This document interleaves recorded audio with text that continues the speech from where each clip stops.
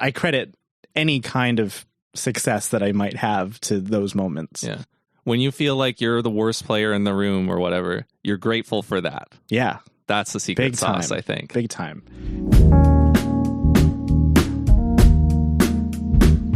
Hello and welcome, everybody. My name is Will Chernoff, and you're listening to the Rhythm Changes podcast, a home for creative, improvising, local music people.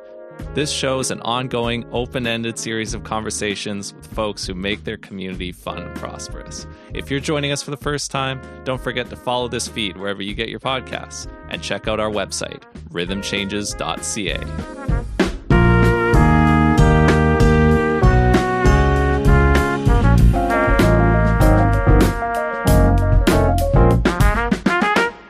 Our guest today needs no introduction if you're a young jazz person in Vancouver, and you can hear him play guitar on the album he made with Amber Sang, previous Rhythm Changes podcast guest, titled Autumn Nocturne. You might have also heard him perform and record with a litany of up-and-coming artists in the Vancouver area, and he is a graduate of Capilano University's jazz program who works full-time as a musician. You can find him online on Instagram at Alvin Brendan. Please welcome to the studio my friend Alvin. Thank you so much for having me, Will. I'm just a fan of the podcast, so I'm happy to be here. That's awesome that you're a listener. Thank you for tuning in. And I know that your close friends and duet partners, two of them have been recent guests. And the first one that springs to mind is Amber because of the album and because we crossed paths at the Fort Langley Jazz Festival. If we think about your duet with Amber, I guess I first became aware of it kind of about a year ago now. Like it was during COVID, and I found out that your album was coming out. But when did you actually play together for the first time? Probably at Cap or somewhere else. Where did it start? At Cap, and I think she came to Cap in 2017, and we met each other very early on in that semester, and I think we're both very similar people, and then getting to know each other, we found out that we have very similar music tastes, jazz or otherwise, and we just ended up playing together. I think I was probably her first consistent musical friend in the program, which probably led to our friendship outside of music as well. So yeah, it would be fall 2017, early in the school year. Yeah. And I think we started performing pretty close to that point. I got her on some random pop cover gigs, some little jazz background gigs, and we just kind of started playing from there.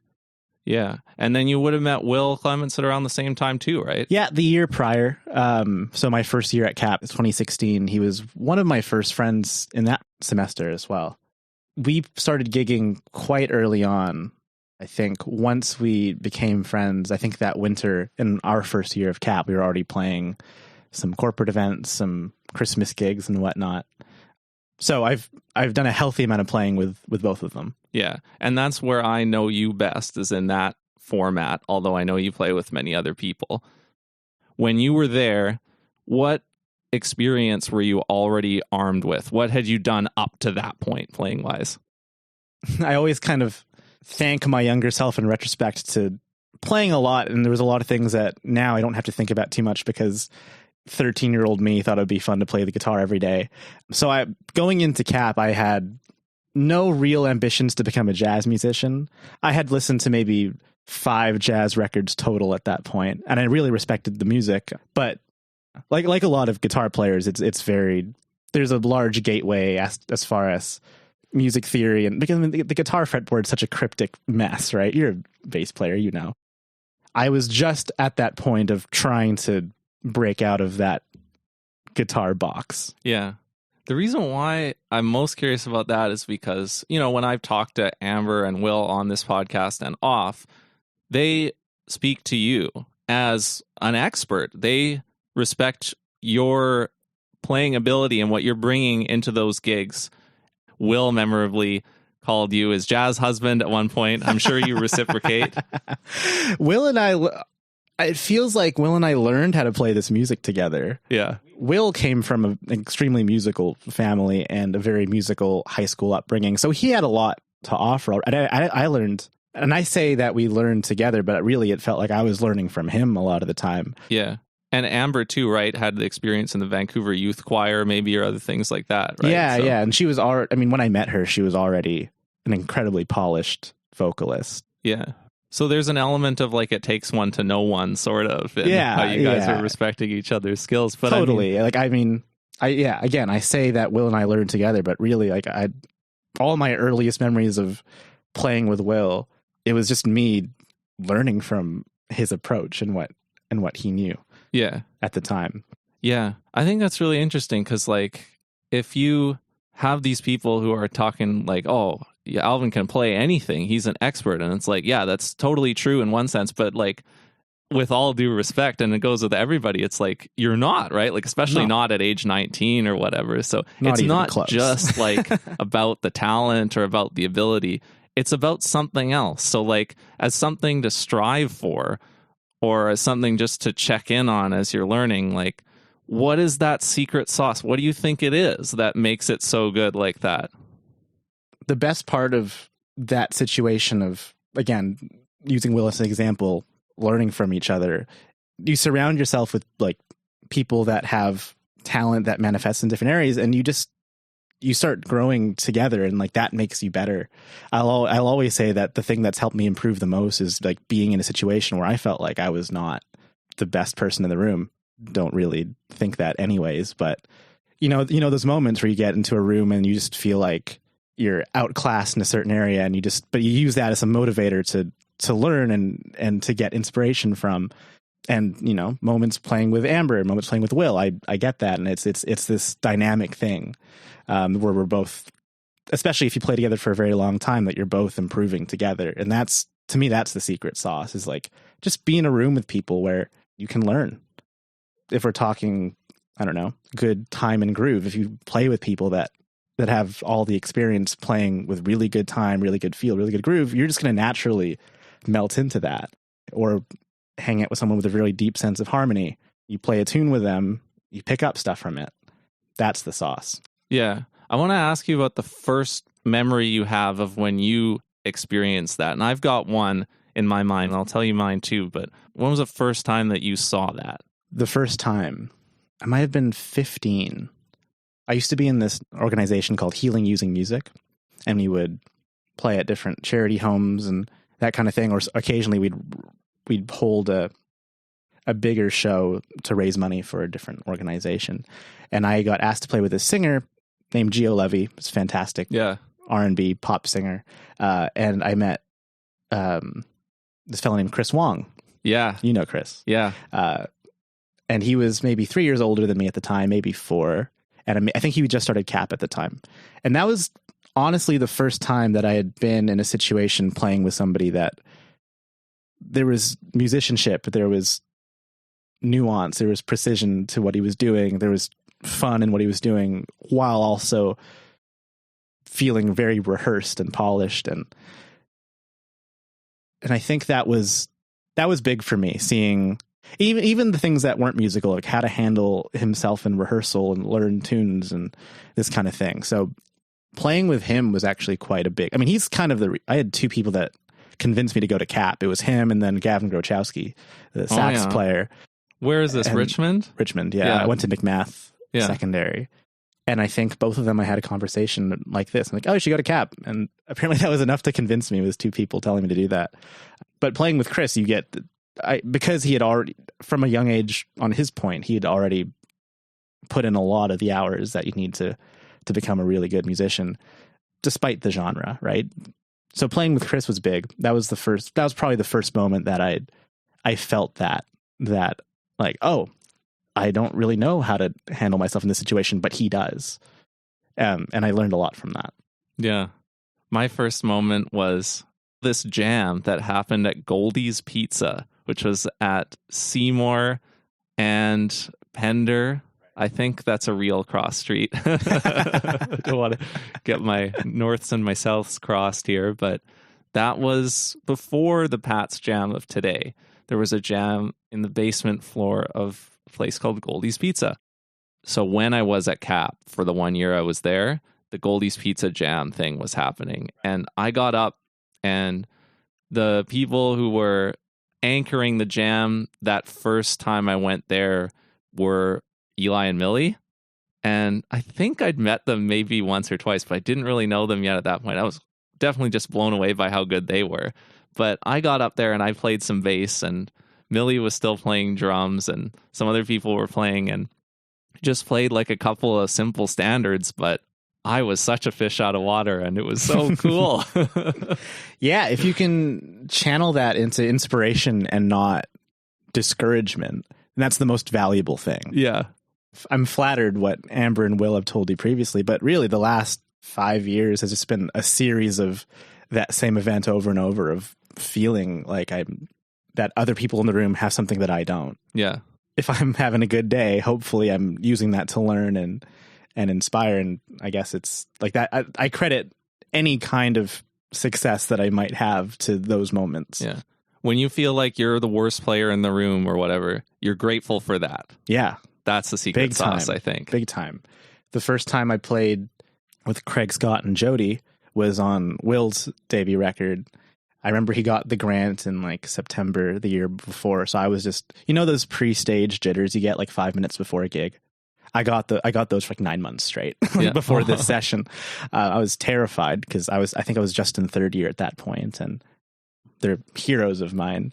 And but then you realize you step in the rehearsal space, and I'm still nervous. I'm sitting on my stuff, and then you realize that at the very moment the first tune starts, that I realize that I'm going to have the easiest time playing this music that I've ever had, because of how good they are. You feel so supported. That's Wow. It's not, oh, they sound so much better and you don't. It's like, because they're so good, you sound better and you sound more inspired as a result, right? Yeah.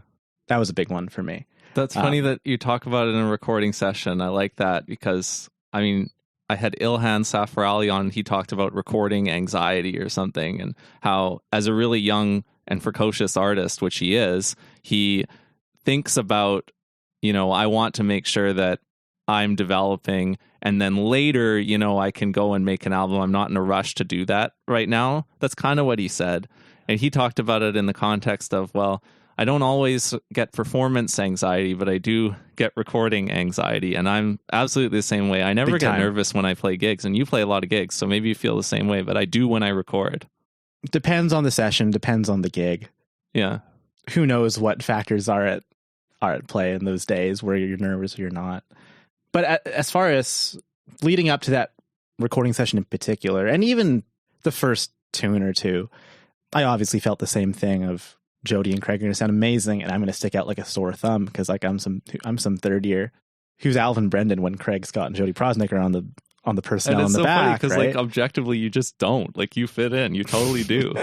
Thank you. And so does Will, right? And yeah, right. And try not to fall in that mental trap, and then leaning into that feeling of, oh, I had never had an easier time playing jazz than in that studio. Just I'd never played with musicians of that caliber before. And if you can lean into that inspiration and that excitement, as opposed to that critical, discouraging mentality, then that's it, Yeah. And I think any kind of improvement that I've ever had in the last little bit has been hopefully channeling the good aspects of those moments. But anyway, what brought us here was playing with somebody like Will for the first time. I got that same experience, that same feeling of, Will has this down. Even though we were both learning at the same time, but I can think of moments where I've played with Will that I still think about to this day, that I try to channel in what I do.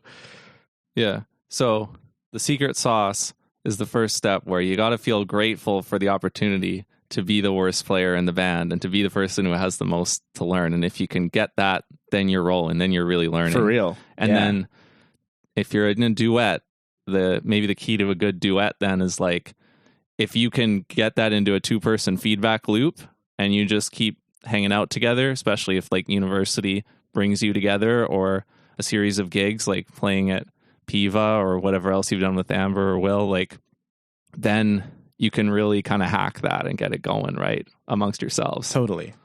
You get this trust that whatever I do musically, that they'll respond to in a way, and vice versa.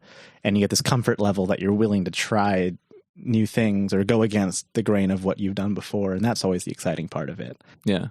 And then to me, that's a lot of the goodness in some duo jazz is that trust and comfort. You don't have to overthink too much because you're relying so heavily on the two instruments, right? Like you're utilizing the instrument to its highest capability. It's got the most space to do stuff. Exactly. And so like, what are you going to do within that space? And you want to feel comfortable within that space.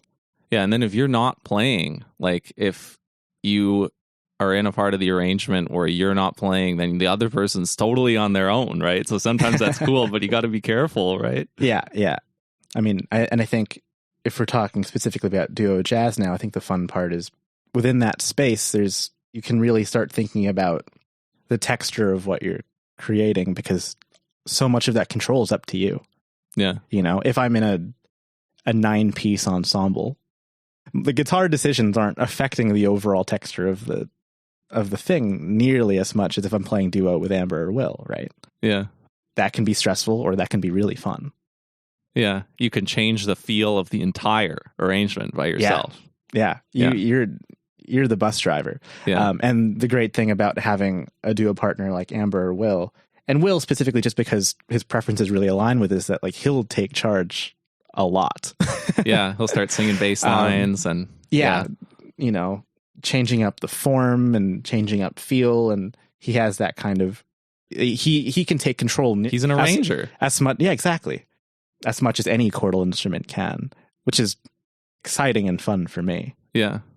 That's a stimulating environment, right? Especially if you're in a 2-person team. But if you're in any band with somebody who thinks like that and who just puts that into practice, then it's like there's always something interesting for you to dig into, right? Yeah. And it's interesting that you use Amber and Will as an example, just because their approach feels very, very different for me. But it's both exciting and fun, and in their own very different ways. I think with Will, it's the I never know what Will's going to do, and the minute I start thinking I know what Will's going to do, he'll just change it up on me. The element of surprise. Whereas with Amber, it's there's a goal that I know we're trying to achieve together, but how we get there is always kind of fluid and changing. Maybe that's the same thing, but you know what I mean? Like it's just like a different personality, right? That's what it is. Yeah, and I think my job as the accompanist is to bring out their different personalities. Oh, that's good. And I think a really successful gig is or at least personal success is when I feel like I'm able to do that. Nice. Yeah, I mean, I've got 3 big duet partnerships that I've had so far. I had kind of a formative one. I had one that really took over my whole musical life in a great way. And then I have one that allowed me to branch out and try something different. And I was coming into this conversation with 3 duets in mind for you, and we've riffed on 2 of them, and the third one is Tissa Rahim.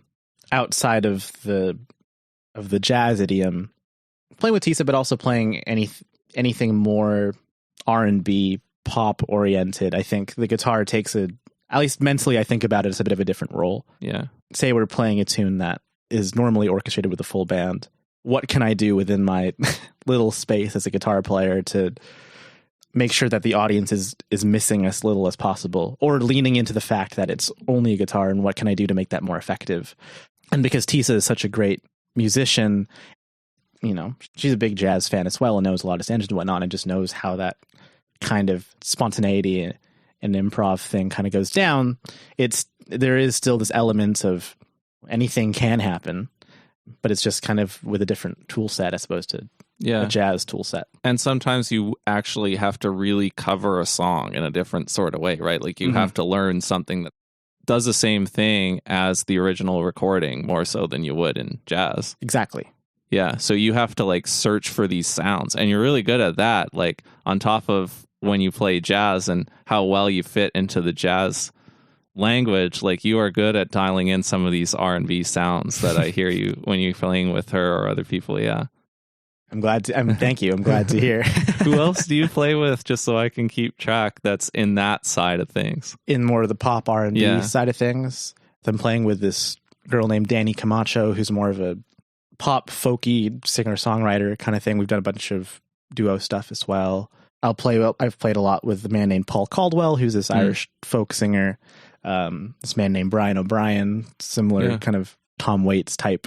Did you play at the Mission Folk Festival with him one year? I did. Yeah, we camped next to each other, right? I think. Did we? Early Spirit was there. I don't know if we ran into each other on the site. I ran into Raquel. Yeah, that's right. So we were in the... And I don't even know if I knew you. Did I know you back then? We'd probably... Because that was like, if you think about it, like Will... He probably hadn't even written his thing yet, his Amplify grant, right? It was just coming up. So like we weren't really plugged in. I probably recognized the face, but because I remember you guys pulled up in a trailer. You had a trailer on a pickup truck or something. Yeah, and Early Spirit was there, and we were both in the performers campground area that was behind the stage, and we were next to each other, but we didn't catch up too much while we were there. But I remember that he was there. And, And Brian's kind of an interesting talking point. If you play with a 5-piece band that's played for a long time, you want arrangements to be pretty set. With Brian and just the way his music is, the way it's written and the way it's arranged, that there's a lot of room to, the arrangements can be pretty fluid and malleable, which is the same way in a jazz gig. And a lot of it's just kind of reading Brian's mind. And again, like trying to get his music and his personality through as effectively as possible of how he's feeling at the time, which is, the same thing as playing with Will at Piva, right? Okay, that's good. So you like that when somebody does that and you have that feeling where there is a structure, but there is that opportunity to try and read. You enjoy trying to read the person's mind or something like that. Yeah, if it's done with musical intent and not out of confusion or unpreparedness, then it's brilliant.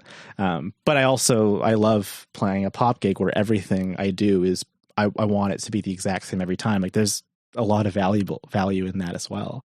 Yeah. So my 3 duets are, my formative one was with Madeline Elkins, because we started playing when we were pretty young, and we got the chance to try a bunch of different stuff by picking up as many gigs as we could, even however small they were. And that's where I got to like get a repertoire going and figure out how to keep it interesting each time you performed. Then the one that took over my life was with Gabrielle Dubroy. We started to work together all the time when we were starting the band, and we would also play duo as well when he would have other kind of mostly francophone related gig opportunities. Sometimes we would take some of those into duo. I started playing a little bit of guitar when I was doing that with him, because that's the easiest way to go. It's easier than just trying to do that on the bass. Bass and fiddle, it can be really fun, but it's hard. So I kind of moved into guitar whenever I got the chance to do that with him. And then when I was looking to try some new stuff, I started playing duo with my friend Kieran Lamb, who knows all about Celtic music. And then I'm playing guitar. She's playing flute and singing. That's where I really feel like the worst player in the room. Holy crap. Yeah, like to learn the tunes from her is really great. I really appreciate it when someone can come in and like just has that background knowledge and can just like teach you these tunes and knows where you're going, like kind of like we were talking about with Amber, right? It's like she knows where we're going, and so I can come in and get on that and go with it. But in that style of music, I don't have that level of background knowledge, so I couldn't do it by myself, right? So you have these continuing duos that you've had for a very long time. A similar question back at you, like what makes that relationship musically valuable to you, or why do you continue to play with those people? I want to have people who are passionate about a style or a genre or a sound teach me directly one-on-one. That's like the way that I learn the best, because I haven't always learned the best in school, but I really have when I have that kind of relationship. So that's like my favorite way to learn. I think that's what I get out of it. And the reason why the duo is my favorite format for it is because it's the most without a net. Yeah. Like I'm curious now that I just said that phrase about your answer on this, but one of the most impactful gigs that I ever saw was Wayne Shorter Quartet touring his quartet album called Without a Net at the Vancouver Jazz Festival in 2010. That gig blew our minds. Bet. Do you have one or two that are like that come to your mind? I could think of plenty. The first one that comes to mind is one of my, just for background, I think finding the music of Ed Bickert and what he's played on and records he made or the record he was a sideman of, like that was huge for me, of feeling like I kind of knew what I was doing within the realm of jazz music. So a longtime collaborator of him was drummer Terry Clark, who I'm just an immense fan of, just one of my favorite musicians. Nice. I think it was 2018, October maybe. And I think at that time it was just kind of a bleh day in the middle of the school semester. It was kind of rainy. It was kind of, I think I'd just gotten out of a relationship at the time. And then so just to set the scene, and I think I had a friend come in to the class I was at and said, "Oh, Terry Clark's playing tonight." And I was like, "Really? How did I not figure that out?" And it was this fellow named Bob Bro. Have you heard of Bob Bro? He's a tenor player, and he's done some session work back in the day. I think he might have been in the Boss Brass a little bit, but he never did too much under his own name. So I guess that's why it kind of flew under the radar a bit. And it was one of those quiet Wednesday night Frankie's shows. Had to go watch Terry.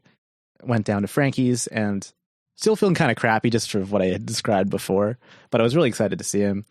We got there, and that book, Live at the Cellar, describing the original Cellar back in the 50s and 60s, had come out. So before the concert happened, they were doing this little speech about the book, and it created this very nostalgic feeling for a time that I was not alive in. But Terry, as a teenager, played at the Cellar back in the day, and I look over and he's sitting right over there, and it really just made me realize how important he was to jazz music, but also just to me as a listener. And anyways, at the first tune, it was like it felt like seeing like the Train Quartet, just the amount of power, and hearing Terry's really unique cymbal sounds and these little fills that I've heard over decades of records. I'm like, oh, that's the thing he does on that. Like, that was huge for me. And it was this Wednesday night that maybe a third of the place was full. It was quite an empty show. And but me and my three friends were on the bar stools, just losing our minds the entire time. And I got to chat with Terry for like half an hour afterwards. And whoa, that entire night was one of those just pure inspiration nights for me that I still think about. He was actually here a couple months ago, and I was able to chat with him again. And oh wow, yeah, okay. And so you're bros with Terry Clark. I wish. that guy's a hell of a bro. Yeah, you talk to him, and you can just tell all the life he's lived. Yeah. Wow. Oh, that's a good one. I think about that one a lot. Yeah. Oh, that's a great one to think about. Do you remember who was there with you? Who were the other three my friend, people there? It was my friend Tyler Murray, my friend Todd Stewart, and Dylan Knippelberg. Was the four of us. Nice. And Tyler in particular, another person that he's an excellent jazz drummer. We've also just learned how to play this music together at the same time. And a lot of it was listening to these Jim Hall records where Terry's on it, or these Ed Bickert records where Terry's on it. So a great collective friendship moment as well, just hearing that cymbal sound come to life, or that specific hi-hat fill that we always hear come to life. Yeah. We still talk about it to this day. I took a lesson with Peter Bernstein, kind of a similar thing, where I went up to his hotel room after Frankie's show. Did you get to do something with him at CAP too at one point? Yeah. And I also did this master class with him a year prior. So that's cool. It feels cool that I'm like a tiny part of Peter Bernstein's life, which is kind of fun. Like, we'll have a cute Facebook back and forth once in a while or something, but we've been able to reconnect here and there, which has been awesome. Because Peter is one of those guys where playing up with him at CAP, with Nightcap, or playing in his hotel room, it was that feeling I felt with Jody and Craig. It was the exact same thing, but I felt like I could do no wrong. Like, I felt like I didn't focus on the fact that Peter's doing all this stuff that I can't do, or I feel like I can't give anything back. I felt like boundless inspiration as a comper, as a soloist after him, by all the things he was doing, just his general musicality. And I think that's, whether I'm successful or not, that's the feeling I want to give other people that I'm playing with. Yeah. Yeah. When I think of Peter Bernstein, was it a big part of like your jazz exploration and learning to just like watch random footage on YouTube of jazz performances? Oh, that was most of it. Yeah, most of it for me too. I think this is people around our age. It's one of the things for us. Like, I think if you're younger, I think maybe it's something else. Maybe it's not quite that, but that was like the thing to do, because watching jazz TikToks. We gotta amp up the supply of that so that there's more activity going on there. That's a whole other subject. But like for us, it's like, especially, Spotify didn't even come to Canada until 2015. So really? like, Yeah, I guess yeah, that's that was like, I was right. out, I had left Cap before then and all that. So like when I was learning in my teens, like the best thing I could do was just look at footage on YouTube. The second best thing was go take CDs out of the library. When I think of Peter Bernstein, I think of this clip where he's performing with Rotem Sivan. Is that how you say his name? Yeah. And was it the one where there's a drummer with the spoon? You tell they're it. playing they're playing Sandu. Yeah, and that's what it's it is. Rotem and Yeah, Peter yeah. playing duo, and at one point this drummer who has a spoon sitting by the table just starts trading with them, soloing with them, and it's just the most musical thing. It's the best. Yeah, it's so good. I'm so glad that you were right there. Oh, yeah. You watched this, so you know. And you just get a sense of Peter Bernstein from that. I mean, wrote him as well, right? But you get a sense of both of them and how cool they are from that. And this is generalizable, right? Like, this isn't just relevant to jazz musicians or musicians. Like, if you do any creative thing or if you're learning anything, this is available because of how easy it is on the internet and how easy it's been for 10 plus years to catch those moments. And if you come in with that attitude, then that's where it's going to come from. That's going to be the quickest way for you to learn, right? On the other hand, like, you have gone through that whole degree. You're a graduate of that CAP program, right? So, like, obviously I'm not, but like, that is obviously valuable for different reasons, right? So what do you feel now that you have some space to look back on it? What are the big lessons learned and the things that you got out of that side of it rather than what we've already talked about? I mean, CAP gave me so many of those experiences that I just talked about, right? Yeah. Like, a lot of that is because of CAP. Yeah. A lot of the people that I met that I continue to make music with is because of CAP. The reason I'm sitting on this couch is because I went to CAP, yeah, right? Absolutely. I feel like it used to be a trickier question for me because it's not like I learned more theory or I learned more tunes because I was at CAP. I think I've always been a pretty good solo learner that way. But CAP is giving me a bunch of other things that I could have never thought I would have wanted or needed. But I got, it's all the experiences I've gotten playing with people, meeting people, Will and Amber, having Bill as a teacher for 2 years was invaluable. He gives you the same feeling as Peter Bernstein in a lot of ways. Yeah. In an incredibly different way, but it comes out as the same. Yeah. It's supportive. He's listening. He's always thinking about what next and like what's going on. And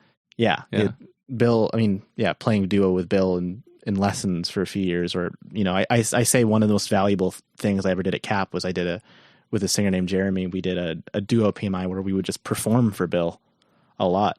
And it's one thing to play with him where you're kind of stuck in playing mode, but it's nothing to perform for him over and over and hear Bill's take on what he would have done instead or what he liked and what he didn't like. And Bill as a listener, his ears are, Bill, the ears on that guy, and to hear his feedback in real time and to him to grab a guitar and like, hey, maybe this chord here, or maybe this ending, or maybe what if it felt more like this for this section, and endless amounts of things to learn there. I wish I could do that for my entire life, is just perform for Bill and him give me notes. You teach private lessons. What does an actual real week look like in the life of Alvin Brendan? I have no idea. You have a lot of moving parts. What does it look like from Monday to Friday and on the week? Like, what does it look like? How do they fit together? What do you spend time doing? What does it roughly end up looking like for you? This is the chaos I'm still trying to figure out, man. And just think, like, don't worry about COVID. Don't pick like the absolute peak, but just like a general kind of imaginary week. Like, how do these different pieces fit together for you? In the last few months, at least, throughout the summer, there was a very quick kind of ramp up to feeling normal gig wise. These days, I have like one community center teaching gig, maybe sometimes two, depending on the month. So you go to these places? Yeah. Maybe one or two. It used to be a lot more. I used to do a bunch of group lessons at various different places and kind of grinded out this teaching thing. And since then, one, because I think I've been a lot more fortunate with gigs, and two, I'm not much of a believer of teaching when you don't want to. Like, I just feel kind of crappy if I do. Yeah. It's a lose-lose on both people's end. Like teaching when you, the teacher, isn't feeling it. Yeah, it's not fair to the student or me.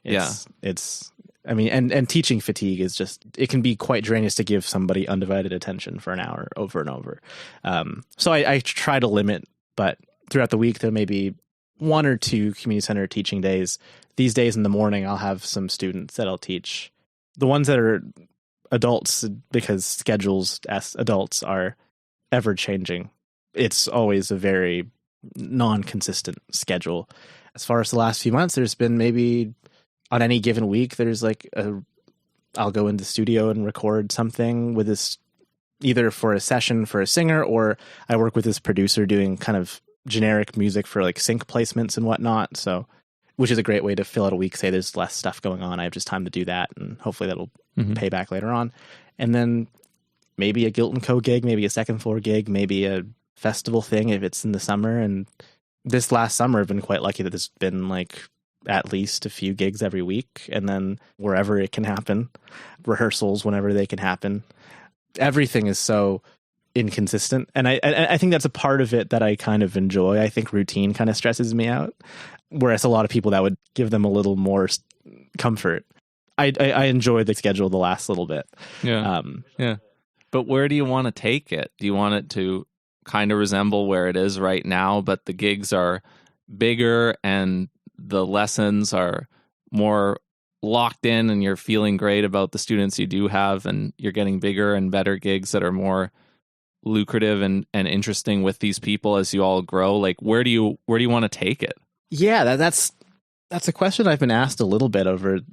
It just happened to come up the last few weeks, and the thing that I try to remember is that I'm already kind of doing the thing that I set out to do, and I guess it's just that, right? Like, I mean, I love making music with different people. I love teaching. It's fantastic, but it's also a lot of work, and it's a lot of mental work and a lot of less money per hours put into something.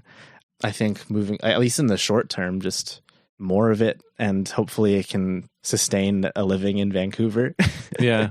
You know, but I'm already doing the thing that I set out to do, which is I'm, obviously incredibly lucky to be in this position. Yeah. I mean, at the end of the day, we ought to just, I think we're both just really grateful that we're doing what we're doing, whatever it is we're doing, yeah. Right? Yeah. And I don't think, at least in the short term, that creating more stability is something that I want to do. Because again, I think I really, really enjoy the fluid nature of my schedule of like any week could be very different. And I really enjoy that aspect of it. Yeah. That's probably one of the big things that I'm working on. I feel all over the place too, even though I'm not running around and playing a lot of gigs. I haven't really done that since I was like 19 or 20, but the things that I'm trying to start doing and nurture, like they just pull me in so many different directions, and I can't keep track of it. But if I feel bad about it, then that's gonna happen. And so I just got to remember, like, this is just how it goes. Like, I'm out here and I'm doing this, and that's fine, right? Yeah, you just kind of have to frame it in this way of just remembering that the reason you started doing this in the first place, right? Yeah, because the reason I started doing it was because I want to do my own thing, and that's just always been the thing that excites me the most, is when I can start something, or when I can nurture something with somebody else, like a band or an album or a podcast or a website or anything, right? I could look at a week, any given week, and like, I have to go to this place and go to this place, and I'm not in the mood to talk to that person, but I have to spend 3 hours at a gig with them, and blah, blah, blah. You could easily frame into, I love that I get all these different specific musical circles, and I love that I get to be in all these different places that I don't want to go to the same place all the time. I'm glad I get to spend I'd never, with this specific person who's very different from me, I'd never find myself in this room with them. Not you, hypothetical person. But that's really cool. Like this, I'm describing the same week here, but it's easier to talk about over a microphone than actually. I'm almost saying this for a reminder for myself that I think I'm doing what I wanted to do, and that's all that matters. I think we can imagine a lot of people who we're speaking to when we're talking about this. There's a lot of people I'm sure we have in common, and a lot of them are probably the same people where we're big fans of what they're doing, and we wouldn't want them to get discouraged, but we know that they do. Like anybody, they're going to feel down at some point, right? It's a tricky one, but it's remembering that this is what I want to do. This is worth it. Let's keep trucking. Yeah. And when I get to hear you play or anything, it's obvious to me that it's working, and then we feel that way about our friends too. When we hear them play, they're awesome, right? And it's like, they're going to be feeling down at some points around that, but ultimately it's all going to be all right as long as we're hanging in there. The fact that we have friends that are doing a similar thing or something adjacent to what I'm doing, that I get to run into them in this specific thing, like that's That's cool to me. That's sharing a musical moment on stage with friends, or a rehearsal, or being in a studio with people that you care about and creating something or whatever. Like, I think we both surround ourselves with people that we care about, and this unique thing drove us together. That's why I'm staying here, you know? Yeah. So speaking about being in the studio with people you care about, you have a new album out with Will Clements called Duets. Very on theme for us here. Talk about that, because I've heard Will's side of the story off podcast. Didn't get a chance to get there with him on podcast, but I heard a little bit from him about how that came together. But I'd love for you to tell me the story of how that came together and what it's all about. Yeah. Will was a part of the BC Children's Festival this year. He got a free, maybe a 4-hour block of studio time as a result. A lot of the acts there were maybe acts where they wanted, I think the goal for the festival was to give these artists an opportunity to create a single with a producer. And because of the nature of what Will and I do, cheeky Will thought it would be a good idea to what if we just hit record and just played for hours? He didn't give me a tune list, nothing. And at one point, the engineer actually just left the room and hit record. And so that was literally how it went down. And she just left for about an hour and a half. And whatever couple cuts made the record, that's how it went down. It captures pretty accurately what Will and I's thing is. And that is that spontaneity and feeding off of each other in different ways. And the fun part about playing with Will is that we had played a lot of these tunes for years, and we have maybe set arrangements. Maybe it was recorded on the record. And nowadays there's like, if we play a tune that we've always done a certain way, he or I will almost start something completely opposite, do it in different feel, do a completely different intro, and just be very contrary to how we normally do it. And it's almost this game that we play with each other now. Yeah. I have one more thing about Will. He said that there was a time way back when you crossed paths around some kind of like youth ensemble Will had called Dysfunctional. Do you already know where I'm going with this? I know the day, but go on. Yeah. He said that you somehow got like one of the business cards that he made for the band. What happened there? I think my friend named Carolyn G, who's SFU Sciences, but she's also a great folk singer that I'd known since high school. I think she got that. It was one of those New West pop-up things, right? And then she got the gig, and I remember getting to the stage, and there was a sound. I heard murmurings about a sound tech missing or something. I don't know. It was I just showed up with my guitar, and then I see this little guy named Will that's running lines for us and doing that. And he ended up you'd have to talk to him about his side, but he was and he was a little grumpy because a lot of things were going wrong at that event at the time. And I remember he did our sound check and everything. And then we stayed to watch his first band, Dysfunctional. And I remember, I think there was maybe a different lineup of the band at the time, or maybe there's a different drummer, or there's some arrangement problems, and Will was playing alto sax at the time, and he would just be cueing all these things at the band mid-song. And for years before I met him, we had called him Angry Sax Guy, my friend and I. What? For years. And then I remember being at a white spot with him years later in our first year, maybe our first month of Captain. I just had this moment like, "You're Angry Sax Guy." Did not know this. That's awesome. So I have a Dysfunctional card somewhere, and I'm hoping it turns up at one point. Go get that laminated. Stick it on the wall. Yeah. Oh, that's funny. Yeah, I mean, so unangry. Yeah, I think it was like the hottest day in the summer, and I think, I don't know, there were sound problems. I think there were band problems. And he was trying to do it all. Yeah. He was he was definitely the bus driver of that entire operation that day. So I don't blame him. Yeah. But I remember just a grumpy guy with an alto sax, and that's my friend Will. Alvin Brendan, you are a duet expert. This has been an awesome hang. Thank you so much for coming to the studio and taking time today. Thank you for having me.